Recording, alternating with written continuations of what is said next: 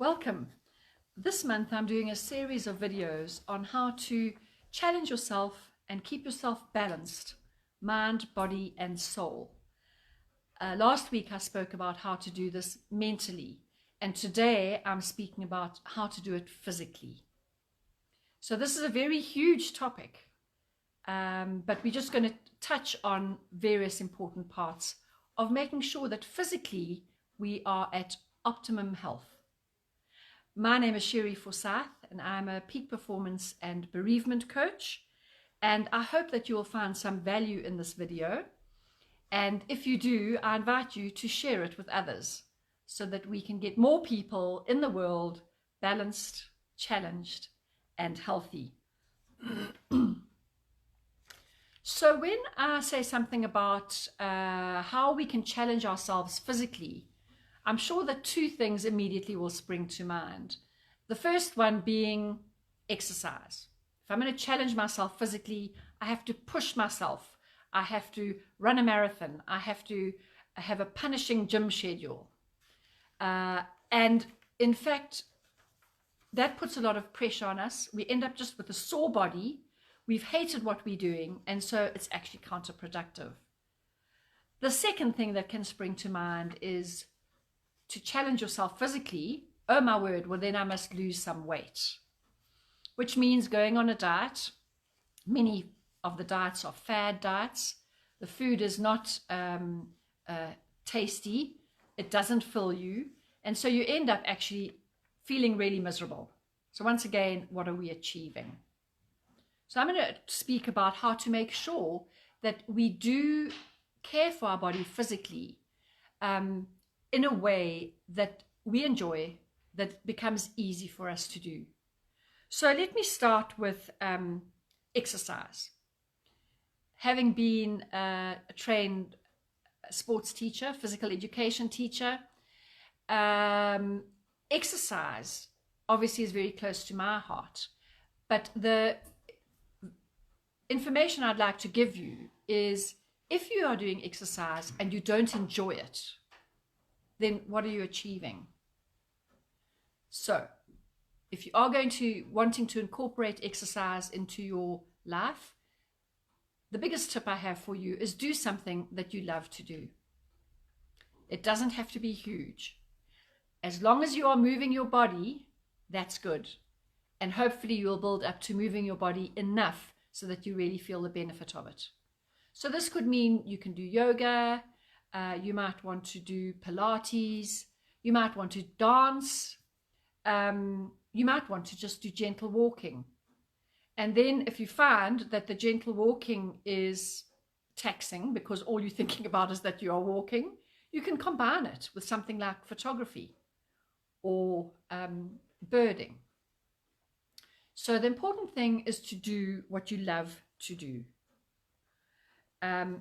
The other thing I want to just mention briefly is the latest research has shown that instead of doing a long cardio workout, what benefits your body maybe even more is to do short bursts of activity.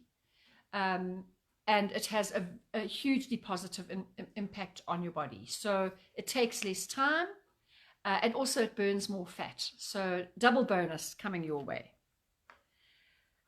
Also, while we're talking about exercise, have a look at and see whether you are stretching your body, stretching your muscles enough. That allows for flexibility, and particularly as you get older, we need to retain that flexibility. And the last thing I'd like you to look at is your posture. So when you are walking, when you are running, when you are at gym, are you standing really upright? Are your back muscles doing the job that they should? Are you standing tall? Are you making sure that you are not round-shouldered, but in fact that you've got your shoulders well back? Okay, so that's the exercise taken care of. The second thing I want to speak about in challenging and balancing yourself physically is diet. Fad diets don't work.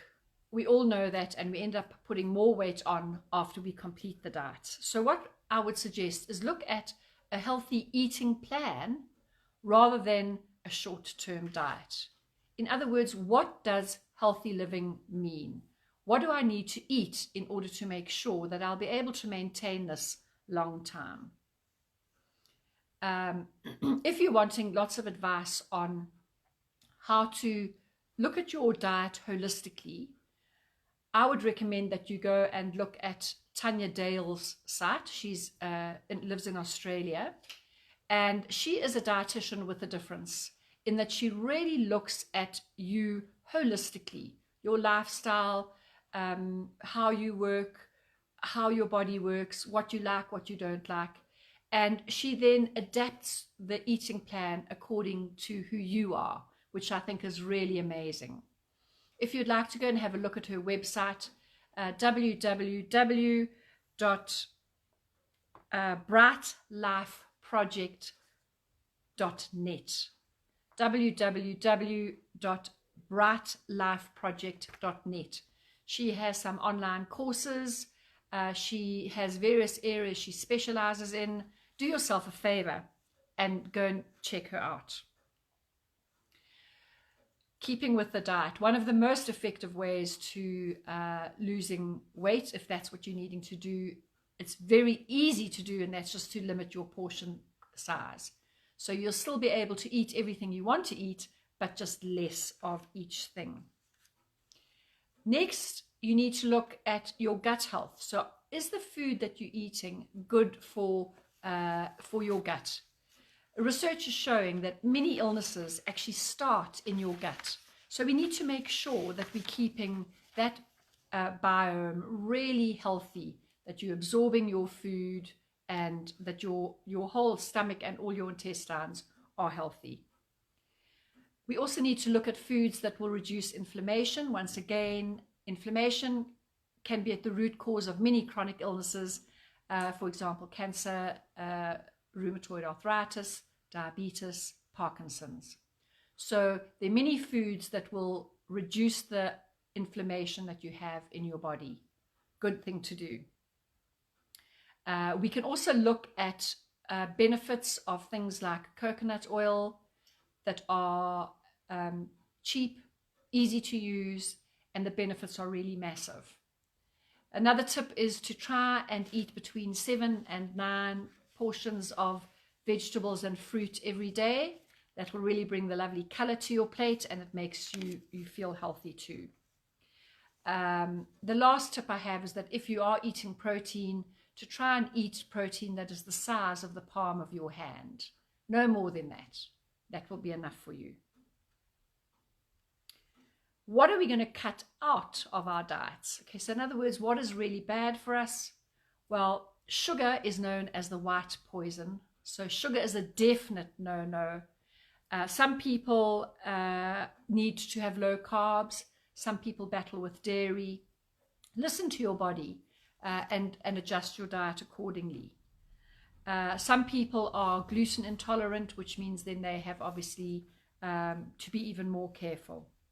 And a rule of thumb, anything artificial flavorants and colorants and flavor enhancers are not good for you. So try and cut out anything that's artificial. Okay, the third area I want to talk about today in getting balance in your life physically is your sleep. How much sleep is good enough? And can we sleep too much? Absolutely, we can. So it is age related as to how much sleep you need. For example, teenagers will need a lot more than people who are in their 50s and 60s. But most people would like to sleep between 7 and 9 hours, and it is very individual as to how much sleep you particularly need. Get refreshing, natural sleep, because we need our sleep to help us to heal our bodies. It rejuvenates us. It allows our unconscious mind to do its work as well. So try and get natural sleep as opposed to sleep that is induced through sleeping pills, because the natural sleep is much better for you. Another interesting fact about sleep, particularly if you are sleeping badly, is that if we don't get enough sleep, we can actually put on weight. How is this possible, you might ask?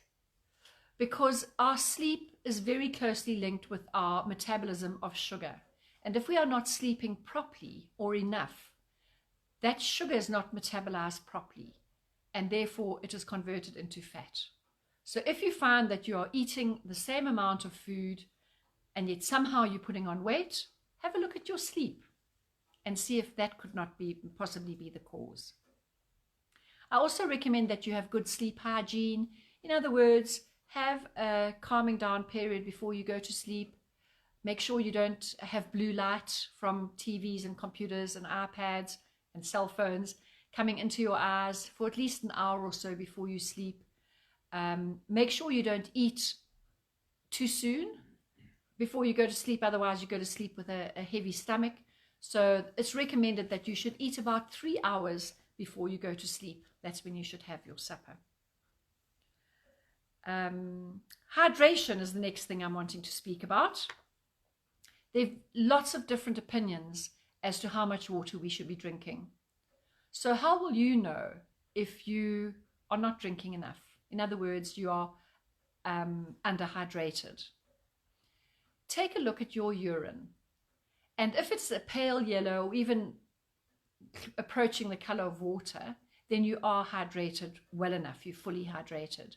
But if your urine is very dark and has a strong odor, then you know that in fact you are not hydrating properly and you've got to up your water. So how much water should we be drinking? There are various ways that you can measure it. So I'm going to give you a few choices. You decide which is the best one for you. The first one is you need 35 milliliters of water for every kg you weigh. Okay, that's on a daily basis. So doing the maths, if you weigh about 70 kilograms, you'll be needing to drink about 2.5 liters of water. Another way is the good old-fashioned 8 glasses of water a day.